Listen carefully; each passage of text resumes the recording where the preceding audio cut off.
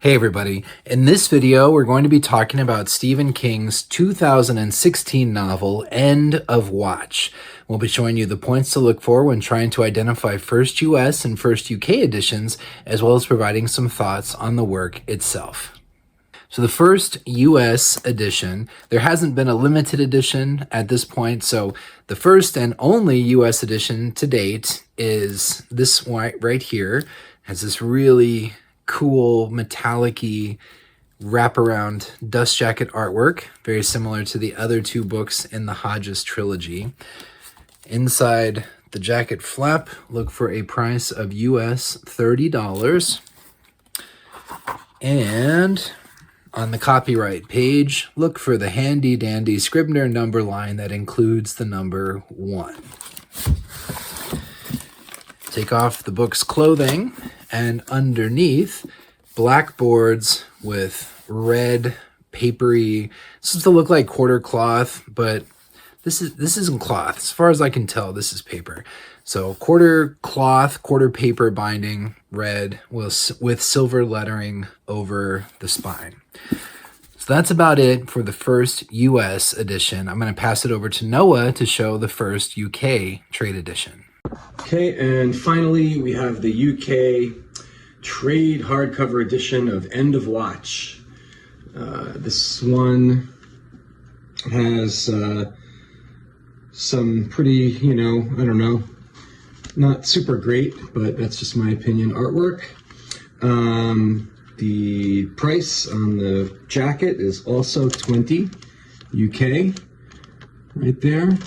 This again features the red cloth binding, just like Bad Dreams before. And it's got some nice end papers. And the price on the copyright page will also just feature a 1 for first printing right there. And that is End of Watch. British, so thanks for checking it out. And now a word about our sponsor. Since 2001, The Collector has been a cornerstone resource of the Stephen King collecting community, providing information about remarks, manufacturing and selling slipcases to protect your cherished titles, providing forums where you can connect with like-minded collectors, and providing information about all the books a collector could possibly be interested in, from limited editions to first editions and all the other editions to boot. Additionally, The Collector provides up-to-the-minute information and exciting news about everything Stephen King, collected from all over the internet. StephenKingCollector.com. Go check it out. You'll be glad you did. So End of Watch is, of course, the third and final novel in the Bill Hodges trilogy. The trilogy that started with Mr. Mercedes, then carried on with Finders Keepers, and then ends with End of Watch. And of course, it spawned the entire Holly Gibney universe that is still going on to this day. But End of Watch is from 2016, and I read it in 2016, and I remember not being very impressed with it. The main character, the antagonist of Mr. Mercedes, Brady Hartsfield, is back, and he is looking to seek his revenge, and as he's been laying in a hospital in sort of a vegetative state, he has been busy, or his brain has been busy at work developing special telekinetic, psychokinetic, and mind control skills. So I know that a lot of Stephen King novels and stories can be far-fetched and strain credulity, but that was my big impression of End of Watch, was just how many things and threads Stephen King had to pull together to finally finish Brady Hartsfield's story, to finish Brady Hartsfield as a character. And oddly, one of my biggest impressions about End of Watch in the ensuing 9 years or so since I read it is the other books that I've read since that it kind of reminds me of in hindsight.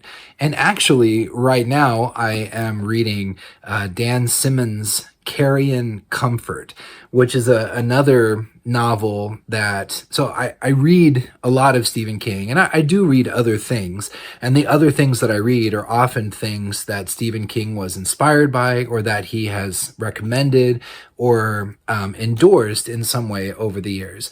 And he speaks very, very highly of Carrion Comfort. So I'm currently reading Carrion Comfort, and one of the major plot elements of that novel is this idea of like psychic vampires who are able to mentally project their will onto other people and make those other people do their bidding. That plot element is integral, vital to End of Watch. I didn't realize the connection in 2016 when I first read End of Watch, but it jumps out to me loud and clear now reading Carrion Comfort.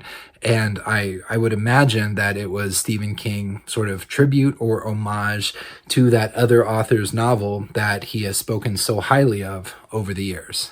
So anyway, I don't remember a ton of specifics about End of Watch. I remember a feeling in that it was kind of underwhelming. I think that in the ensuing 9 years, I've kind of warmed to it a bit, or maybe softened to it a bit. And at some point, of course, I would like to revisit the entire Bill Hodges trilogy and do a video about that experience. But anyway, that's about it for this video. I wanted to say thank you, as always, to my collaborator and co-conspirator, Noah, for showing yet another awesome book that I don't have in my own collection. Thank you to Thomas, channel sponsor and proprietor of the website skcollector.com. And thank you, as always, above all else, to you, the viewers, for watching and supporting me and the channel, for your comments, for your questions. I get a kick out of reading what you have to say and reading your opinions and your thoughts. What did you think of End of Watch? Is it the highlight of the Bill Hodges trilogy? Is it overrated? Is it a bit on the ridiculous side? Is that a bad thing? Let me know what you think in the comments. But until next time, wherever you are in the world, I hope you take care of yourselves and have a great rest of your day. I will talk to you later. Bye.